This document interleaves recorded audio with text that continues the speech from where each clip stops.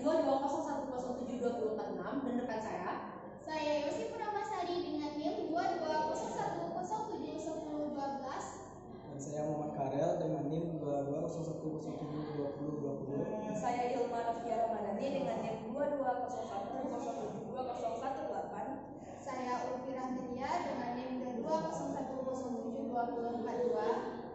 Baiklah, inilah penampilan kami.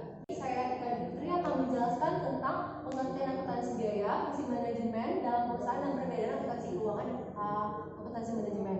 Yang pertama kita masuk pada pengertian akuntansi biaya. Nah, di sini akuntansi biaya itu adalah sebagai suatu pengidentifikasian, pendefinisian, pelaporan dan analisis unsur biaya langsung atau tidak langsungnya, dan ini berhubungan dengan proses menghasilkan dan memasarkan produk.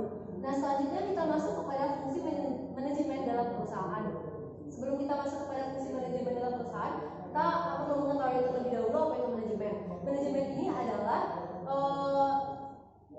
ilmu atau seni yang dimiliki oleh seseorang untuk mengajak seseorang tersebut bekerja sama untuk mencapai tujuan dari perusahaan tersebut. Nah, kita masuk kepada fungsi-fungsi dari manajemen. Fungsi-fungsi dari manajemen itu yang pertama itu ada planning atau perencanaan, lalu organizing atau pengorganisasian, equating atau pelaksanaan, dan controlling atau pengawasan. Nah, yang pertama itu kan ada planning atau perencanaan. Planning atau perencanaan ini adalah suatu kita menetapkan tujuan atau sasaran kita untuk mengambil tujuan dari suatu perusahaan tersebut agar menjadi lebih efisien dan lebih efektif. Manfaat dari planning ini tersendiri yaitu kita menghindari kesalahan dalam pengerjaan, lalu kita memiliki fondasi dasar untuk mengerjakan suatu produk tersebut. Selanjutnya kita masuk pada organizing atau pengorganisasian. Nah, organizing di sini maksudnya yaitu adalah kita mengorganisasikan karyawan-karyawan tersebut sesuai dengan skill yang dia punya atau pekerjaan-pekerjaan yang akan dilakukan oleh karyawan tersebut. Gunanya di sini pengorganisasian ini tentunya itu akan menjadi lebih efisien dan lebih maksimal dalam pekerjaan suatu produknya karena itu sesuai dengan skill yang dimiliki oleh karyawan tersebut. Nah, kita masuk kepada actuating atau pelaksanaan. Nah, actuating di sini kan maksudnya pelaksanaan yang dimaksud yaitu pelaksanaan dari perencanaan atau planning tadi. Kita akan melaksanakan perencanaan-perencanaan yang telah ditetapkan oleh perusahaan tadi. Selanjutnya kita masuk kepada controlling atau pengawasan. Nah, controlling di sini yaitu bertujuan untuk mengecek apakah sudah sesuai apa yang kita kerjakan dengan perencanaan kita di awal tadi. Gunanya itu mungkin agar lebih maksimal juga produk yang akan kita buat tersebut. Nah, selanjutnya itu kita masuk kepada perbedaan akuntansi keuangan dan akuntansi manajemen. Nah, akuntansi keuangan dan akuntansi manajemen ini yang pertama itu perbedaannya dalam pemakaian utama. Pemakaian akuntansi keuangan tersebut itu dipakai biasanya pada manajemen utama dan manajer puncak dan pihak eksternal. Pihak eksternal di sini yang dimaksud itu adalah seperti investor, pemegang saham, pemerintah, dan masyarakat. Kalau pemakaian utama pada akuntansi manajemen yaitu adalah perusahaan dan organisasi-organisasi serta pihak internal. Nah, pihak internal di sini yang maksudnya itu adalah seperti karyawan, manajer yang ada di dalam perusahaan. Lalu pada lingkup informasinya, kalau lingkup informasi untuk akuntansi keuangan ini dia secara menyeluruh yang ada di suatu perusahaan tersebut. Sedangkan untuk lingkup informasi akuntansi manajemen ini hanya sebagian dari perusahaan itu saja. Untuk informasi kalau akuntansi keuangan ini berfokus pada masa lalu karena kita akan membuat laporan keuangan apa yang telah terjadi pada masa lalu tersebut. Kalau untuk informasi pada akuntansi manajemen itu berfokus pada masa yang akan datang, bagaimana kita membuat laporan-laporan untuk mengambil keputusan di masa yang akan datang.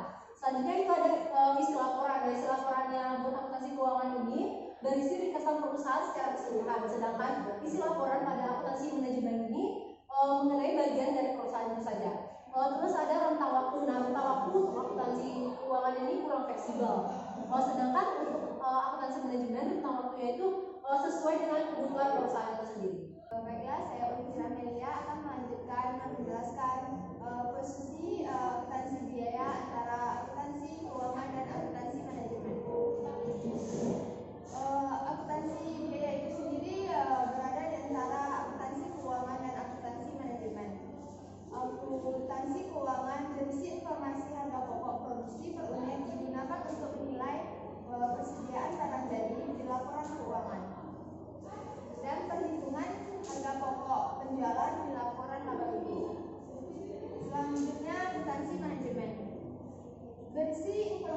harga pokok produksi per unit digunakan untuk tujuan perencanaan biaya, pengendalian biaya, pengambilan keputusan, dan perbaikan berkelanjutan. Selanjutnya, tugas dan peranan akuntan biaya.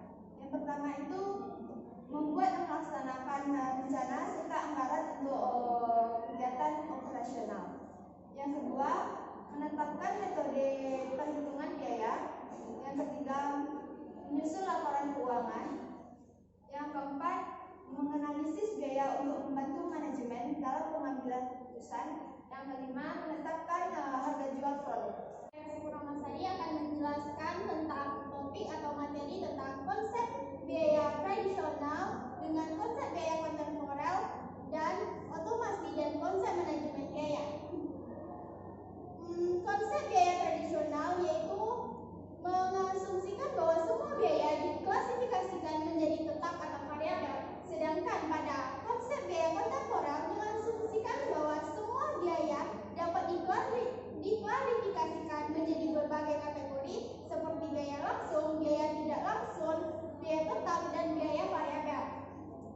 Selanjutnya yaitu pada biaya tradisional yaitu menekankan pada pengalokasian biaya ke produk atau layanan. Sedangkan pada konsep biaya kontemporer lebih menekankan pada penelusuran biaya aktivitas bisnis dan spesifik.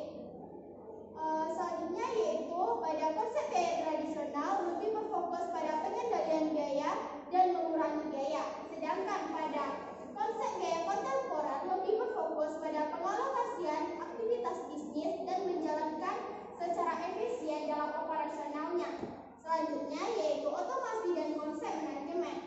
Otomasi yang dimaksud di sini adalah diartikan sebagai penggunaan teknologi dan sistem informasi untuk mengoptimalkan manajemen biaya. Yang selanjutnya itu adalah konsep manajemen. Konsep manajemen di sini ada terbagi tiga. Yang pertama yaitu konsep nilai tambah. Konsep nilai tambah yang dimaksud adalah semua kegiatan yang dilakukan perusahaan harus mempunyai nilai tambah, tetapi dengan menggunakan cara yang efisien.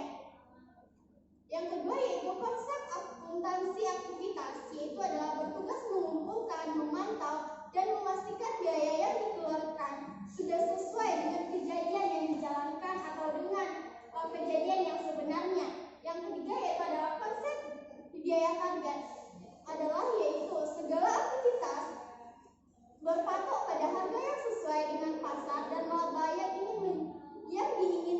diinginkan oleh perusahaan tersebut.